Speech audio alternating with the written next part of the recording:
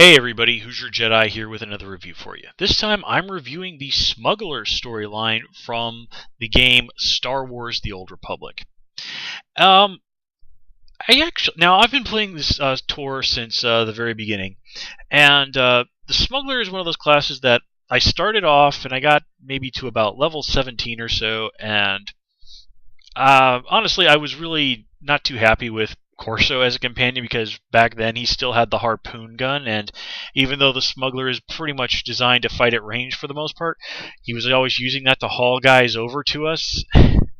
So yeah, that was very much a frustration for a lot of the early Smuggler players. So I ended up putting my Smuggler aside for quite a while, pretty much until I had finished off the Consular and Bounty Hunter story. And I really enjoyed the story on of the bounty hunter, so I always said, you know what, I want some more of this underworld stuff. So I went back to the Smuggler and started playing him again, and was really happy with a lot of the changes that they had made, especially giving Corso just a regular rifle and getting rid of that stupid harpoon. So I ended up just really seriously marathoning the Smuggler through quite a lot, and was very grateful for those double XP weekends that they had a couple of months ago. That really did a lot to help me get through the Smuggler storyline. And overall, I have to say that I really did enjoy the Smuggler's story. Obviously, this is very much meant to be. I mean, it's even been said by the writers that this is the Han Solo fantasy, and this really is the perfect way to describe it. Yeah, I was playing a light side character, which is usually what I do. And it really was fun to just sort of be that lovable rogue.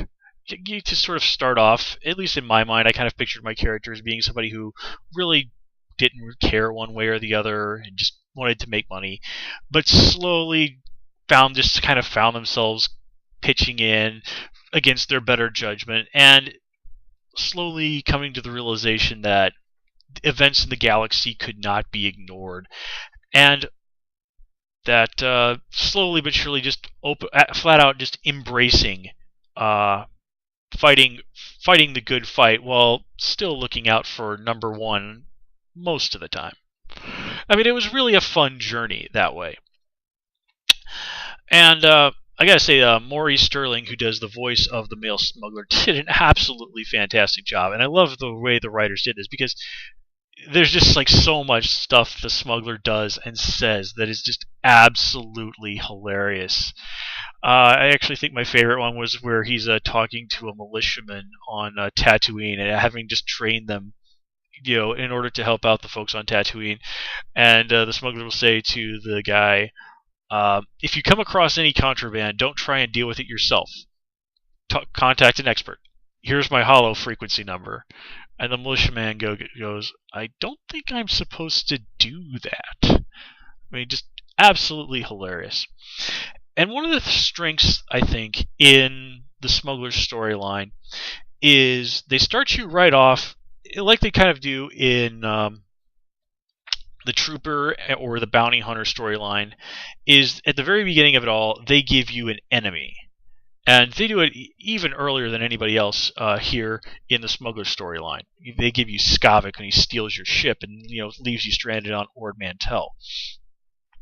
And as you progress along, of course, you are chasing after Stavik to get back your ship and to later just simply get revenge. And the writing is just so great on that. I was just like, oh, I'm going to kill this guy. Cannot wait till I get my hands on this guy, and I'm just going to make him pay for making my life miserable. And of course, you do eventually get to take Skavik down, and that's the big part of the big climax in Chapter 1, and it's just so incredibly satisfying. It's like, yeah, hotshot, talk all that trash about me. Let's see which one of us is walking away from this. And of course, from there, things just escalate. You find yourself next time targeted by Rogan the Butcher, and then ultimately the Void Wolf. I mean, really, just a very constant step up. Okay, you thought that guy was bad? Well, here's an even more dangerous big bad for you to deal with. And the Smuggler storyline was also fun in that you as a character progress. You start off, you're just one of a dime a dozen freighter captains. You eventually move up to becoming a full-fledged Republic privateer, and then by the end of it all, you're essentially the greatest. You're the head of the galactic underworld, a hero of the Republic. I mean, I love how they say it at the end, like only you could turn taking over the underworld into a good citizenship conduct award. I think that's Gus that says that, and he's absolutely right. I mean, it really is.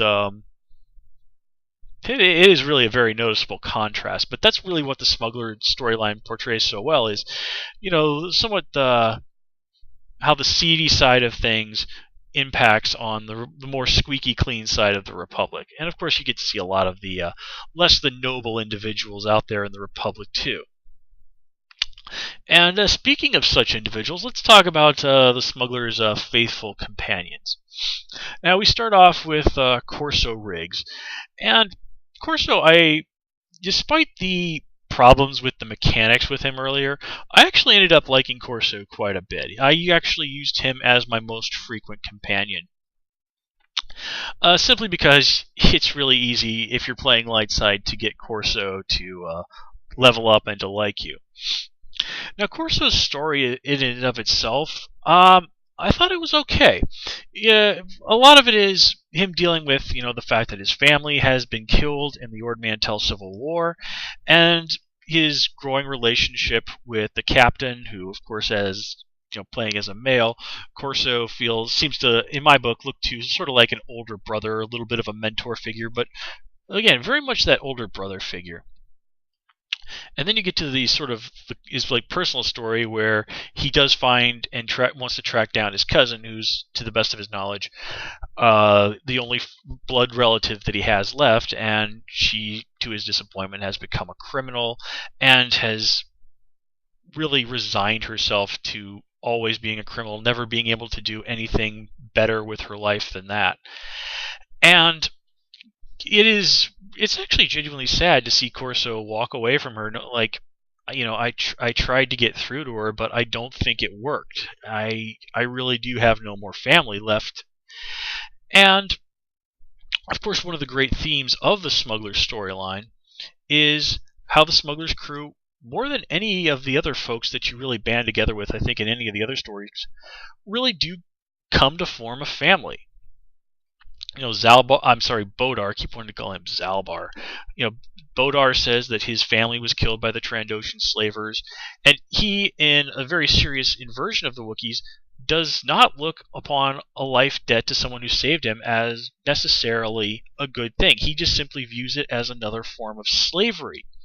And the fact that the light side smuggler is not really down with the whole life dead thing either, and even basically says to Bodar, like, look, if you want to leave, I'm not going to hold it against you, and basically goes out of his way to make Bodar feel at home on the ship and to feel like a part of the crew and to create that new family for him, to the point where Bodar is there because that's where he genuinely wants to be. Now, Akavi is another person who is in that same sort of situation. Actually, more like she's in a similar situation to both Corso and Zalbar, in that all of her family, her adopted family, the Mandalorian clan, is dead. She really has nowhere else to go. All she really has left is this mission of revenge that she has. And when she sorts it out, the question is, of course, where does she go from there? Now, I gotta say, out of everybody in the Smugglers crew, Akavi was the one that I actually liked the least. I really wasn't supremely interested in her story. I definitely wasn't interested in pursuing romance with her. And I was always kind of annoyed when I would do things that, like, okay, as I understand it, this is probably what would appeal to your sensibilities, and then she didn't like it. It was just like, God, lady, there is just no satisfying you, is there? So, yeah, I can't say I was really particularly wowed by her story, but I did like how she slowly, very slowly, thaws a little bit. Gus. Now, Gus I liked quite a bit. He is, in my book, like the funniest dude in the Smuggler story, besides the Smuggler himself. And the idea of, somebody who was basically a Jedi washout trying to use what little knowledge they have of the Force and a stolen lightsaber to go out there and be a con man and, just sort of indulge themselves. That's really interesting and really funny stuff. And I did like as Gus would sort of open up to you about how his master in the Jedi Order didn't really seem to care about him as a person. He didn't really feel like he fit in. That he didn't really feel like there was anybody thinking of him as a person, doing anything real to create a place for him in the Jedi Order. So if you look at it from his perspective, it's really not so strange that he just up and kind of went off to try and do his own thing. Honestly, the only real problem that I had with Gus's story is that the Smuggler goes around like referring to him as kid and stuff, and just some of the way he voices some of his dialogue makes Gus sound like he's a very young person. But according to his official stuff, hold on one second. There we go. Yep, see? Got this bad boy. Star Wars The Old Republic Encyclopedia. It says he's actually 33 years old. Now, granted, Gus is supposed to be a very immature guy, but man, he's apparently very, very immature for a 33-year-old. Of course, that brings us to the last member of the Smugglers crew, which is Risha. And I did end up pursuing the romance with her, just because, one, it honestly seemed very interesting, and two, she's voiced by Tara Strong, and I absolutely love Tara Strong. And, Risha is very much the classic, as they put it over on TV tropes, defrosting the Ice Queen. She's traditionally very, very kind of brusque and just considers everything to do with you just to be a professional relationship. She doesn't really respond very well to flirting with her or, cracking jokes. But as you get to know her better and she starts to open up to you, you sort of realize, like, this is somebody who has really not had a very nurturing life. Somebody who is very much not used to being loved in the way that most people would define it. And as intelligent as she is and as logical as she is, in that one she's quite the newbie. And it is, honestly, I really did enjoy just the way that the romance between Risha and the Smuggler played out. It's so much that of her like feeling like this is not a wise idea, but it just seems like she's just like kind of says at one point, what the hell? She'll go along for the ride.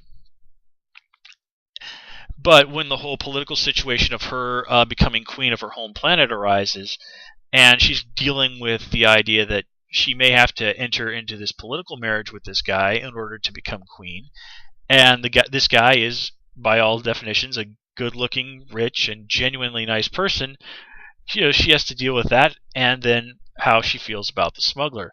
And I love how when it all comes to a head, the Smuggler says to her, like, sure, he's handsome, rich, and popular, and blah, blah, blah, blah, but I'm me. And she just turns to the guy and goes, I'm sorry, I can't argue with logic like that. That just very, very wonderfully illustrates how much that Risha had fallen in love with the Smuggler. It's really spiritually very reminiscent of The Empire Strikes Back, where Leia says to Han, I love you, and Han just answers back, I know. So I have to say that was really done really well, and I liked the interactions between the two after they had gotten married, and even like when they were basically agreeing to be married, and the Smuggler promises her, and I promise not to skim more than 10% off the royal treasury, and Risha goes, only 10%? Wow, you really do love me. So honestly, I thought that was quite a well realized romance. I liked it quite a bit better than what was going on with Nadia and the male consular over in the Jedi Consular storyline, but well, there are quite a few reasons as to why some folks might be critical of that. But anyway, uh, I actually liked it better even than the Mako and Bounty Hunter romance, just because I guess just because Risha, I think, responded to the whole situation in a slightly more mature fashion, while Mako was really just let's keep things professional, even though it was obvious that wasn't really what she wanted. But that ultimately did work out in the end, and I believe I've said in my previous review how much I did enjoy the romance storyline with Mako once it had been achieved. But anyway, moving on. Honestly, I have to say that apart from the whole thing with Corso having the stupid gun at the beginning, the only real major problem I have with the Smuggler storyline is that I really did not like the initial character designs for Risha, Corso, and Akavi. I went out and got new skins for all of them that worked much better for me. And I know that's really not something that should impact too much. It's purely cosmetic on the my feelings about the storyline, but I don't think I'd be doing this review of the Smuggler storyline justice if I didn't quite at least bring up that. But anyway, going back to what I was talking about earlier in the whole thing about family, is that when all is said and done with the main quest up to level 50, and you get that really great moment of the smuggler and his crew sort of just walking away after having merged triumphant, that was just so satisfying. There really was such a great sense that this crew of people, as wildly different as they were, had come together, they had formed a family, they had helped to save the Republic, and more awesome adventures were awaiting them ahead. And really, I don't think you could ask for too much more from a storyline like that in Tor. So at the end of the day, Smuggler, lots of fun to play. Definitely well written. Lots of good humor. Lots of genuine heart in the stories of your companions. Not without its flaws, of course, but still a really fun class to play. I really do strongly, if you haven't given it a whirl yet, given a Smuggler a try. Anyway, folks, that's all for you this time. As always, please comment, rate, and subscribe. And of course, you can follow me on Twitter at Hoosier Jedi. Until next time, take care and have a good one.